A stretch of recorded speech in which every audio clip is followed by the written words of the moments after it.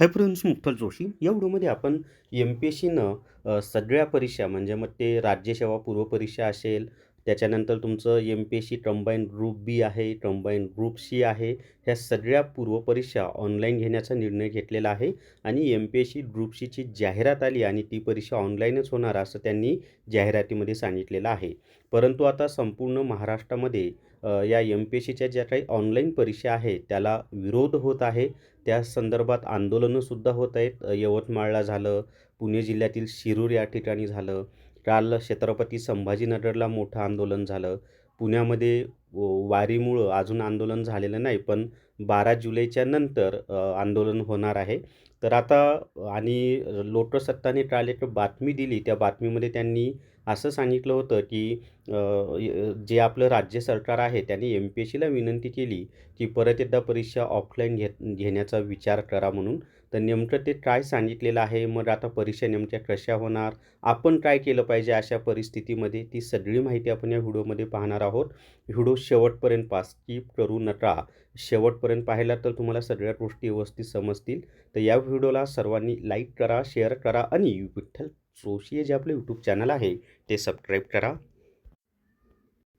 जर तुम्हाला पूर्वपरीक्षा recorded video course विकत घ्यायचा असेल तर प्ले स्टोअरवरून विठ्ठल जोशी ॲप डाउनलोड करा आणि पूर्वपरीक्षा रेकॉर्डेड व्हिडिओ कोर्स विकत घ्या.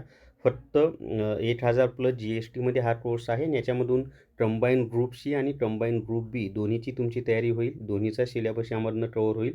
इतिहास, भूगोल, राज्यघटना, अर्थव्यवस्था, विज्ञान, गणित, बुद्धिमत्ता चाचणी यांचे रेकॉर्डेड व्हिडिओ यामध्ये दिलेले आहेत.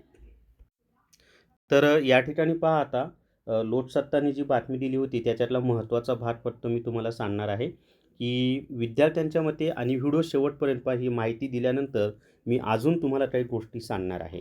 तर विद्यार्थ्यांच्या मते वारंवार पूर्वपरीक्षा घेतल्यास आर्थिक खर्च, वेळेची नासाडी आणि मानसिक ताण वाढण्याची शक्यता आहे. त्यामुळे सध्या सुरू असलेली ऑफलाईन परीक्षा पद्धत कायम ठेवावी अशी त्यांची मागणी आहे. गट ब पदांसाठी एक पूर्वपरीक्षा आणि एक मुख्य परीक्षा हीच प्रणाली कायम ठेवावी. तसेच अधिक संधी द्यायची असल्यास गट क मधील विविध पदांसाठी स्वतंत्र भरती परीक्षा घेण्याचा पर्याय स्वीकारावा असेही विद्यार्थ्यांनी सुचवले आहे.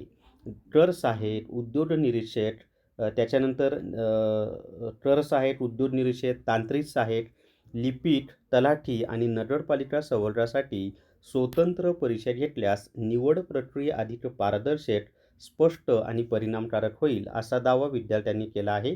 यावर एम-पी-एस-सीमधील एका अधिकाऱ्यांनी असे सांगितले, की हे पहा, की एम-पी-एस-सीमधील एका अधिकाऱ्यानं असं सांगितलं आहे, की राज्य सरकारकडून ऑनलाईन परीक्षा पद्धतीवर पुनर्विचार करण्याच्या सूचना दिल्याची माहिती आहे. आणि हे लोकसत्ताच्या बातमीच्या आधारे मी सांगत आहे बरं का, मी स्वतःच्या मनाने काही सांगत नाही. की एम-पी-एस-सीमधील एका अधिकाऱ्यांनी असे सांगितले, की राज्य सरकारमधून ऑनलाईन परीक्षा पद्धतीवर पुनर्विचार करण्याच्या सूचना दिल्या आहेत, असं लोकसत्ताने बातमीमध्ये सांगितलेलं आहे. आता माझं काय मत आहे माहीत आहे का मित्रांनो?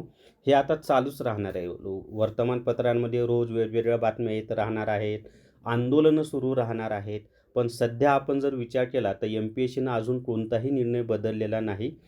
परीक्षा ऑनलाईन सध्या तरी होणार आहेत. मग आता याच्यावर आपण काय केलं पाहिजे? आपल्याला नोकरी तर मिळवायची आहे आणि आता परीक्षा तर 27 सप्टेंबरला होणार आहे.